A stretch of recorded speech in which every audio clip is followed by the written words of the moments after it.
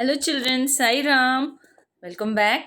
Okay, so we'll be going ahead with our next lesson in geography. Yes, so before we go ahead, yes, let me ask you some questions. Okay, now as we know, we see many plants and trees all around. Yes, what do these plants and trees need for their growth? They need water, they need sunlight, they need all the nutrition, isn't it? And also they need the sunlight for photosynthesis through which they make food.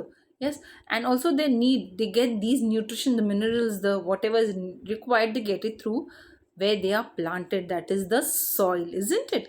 So that soil is also an important component for plants to grow. Unless and until you don't sow a seed in the soil, the sapling will not come out from that seed, right? So similarly, soil is an important component for the growth of plants as well, and also for agriculture, isn't it, children? So when crops are grown, crops are cultivated from the farm, so seeds are sown in the farm, that is, they are sown in the soil. So our next lesson is geography is based on that. That is chapter 7, soils. Okay, what are the different constituents of soil?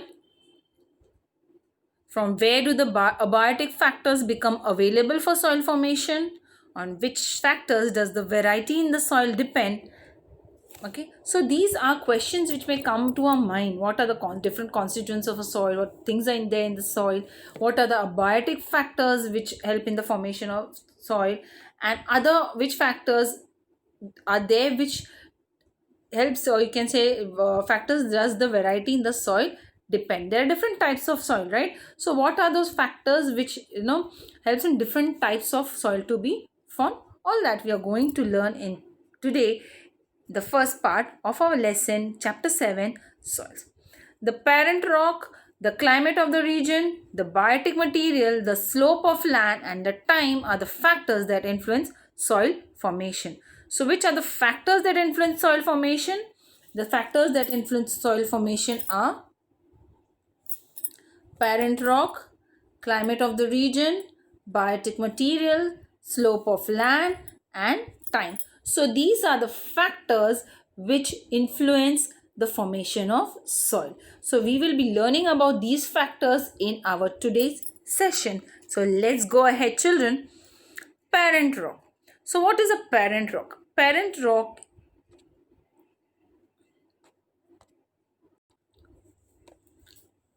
rock is an important factor in soil formation. The rocks gets weathered depending on the hardness of the rock and the climate of the region.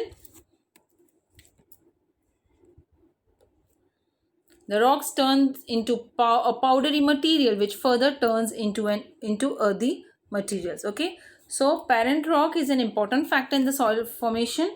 Now these rocks get weathered depending on the hardness of the rock and the climate of the region. So whatever type of rock it is, if it is a hard rock, it will, and also the climate of the regions is important. That is an important factor in the formation of soil. So after it is weathered, the rock turns into a powdery material which further turns into an earthy material. So this, there is a lot of time consumed in this formation of soil. So when rocks are weathered, means that when it is broken down into smaller particles because of the climate, because of the rainfall and other components, so that, and also the hardness of the rock also. Yes, it may take a long time for, if the rock is hard, a little less the time if the rock is soft, comparatively softer. So that is also important. So this rock, when it gets weathered, it turns into a powdery material which further turns into earthy material. So over here we can see over here we have the disintegrating of the parent rock over here. Yes, disintegrating means breaking. It is breaking into smaller particles. This is a weathered rock over here. Okay, then this is again it has been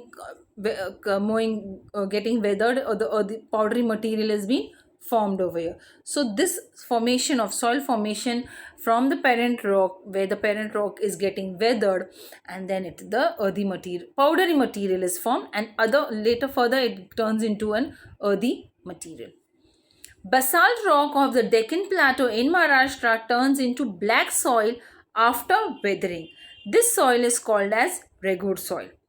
And whereas rocks like granite or gneiss in South India give rise to red soil. So the Deccan Plateau, which is in Maharashtra, is mainly made of the basalt rock. It turns after weathering, when it is being disintegrated, it's broken into smaller pieces, converted into soil, it turns into black soil. Okay, so this soil is regur soil. Whereas in South India, you have the red soil which is formed due to the disintegration or the weathering of the rocks like granite or gneiss. So this is the basalt rock which you can see, which is found in Deccan Plateau in Maharashtra, which turns into black soil, which is called as the regur soil. And here we have the granite rocks. Yes, so you get the red soil, and also the gneiss rock, which also turns into red soil in the southern part of India. Next, the regional climate. We learned about the parent rock. Now we learn about the regional climate. The weathering of rocks is the first step in the process of soil formation. So weathering of rocks means it is getting disintegrated, broken into smaller pieces. So that is the first step in the process of soil formation. So this weathering of rocks depends on the climate of that particular region. So soil formation also depends on the climate of the region, as it decides the intensity of weathering. Intensity means at what speed the weathering is being done. One and the same type of rock gives rise to different types of soil when exposed to different climates. Okay, now if one particular type of rock is formed in a particular region, say it is formed in a region where the temperature is high, so it will give rise to a different type of soil. Okay, as well as the same rock, if it is there in higher temperatures, yes, the same rock will have different types of soil in regions with higher temperature and regions with lower temperatures. So one and the same type of rock gives rise to different types of soil when exposed to different climates. We'll see an example. Basalt rock in dry climate of Deccan Plateau gives rise to black soil, whereas in humid climate in Western Sahyadri, it leads to the formation of lateritic soil. Okay, so we already learnt about the parent rock, right? So basalt rock, it's in the dry climate of Deccan Plateau, it gives rise to black soil. But the same basalt rock in the Western Sahyadris leads to formation of lateritic soil. Okay, so over here we have the black soil because of in the Deccan Plateau, and this is the red soil or the lateritic soil which is in the Western Sahyadris. The biotic material. The weathering of rocks turns them into powdery material, but this powdery material is not soil. Okay, now when we see when disintegration of rocks is there, so it turns into powdery material, but this powdery material is not soil. Yes, it further disintegrates. There is some sort of process being done on it. So what is it? To turn this powdery material into soil, it is necessary that biotic material gets mixed into it.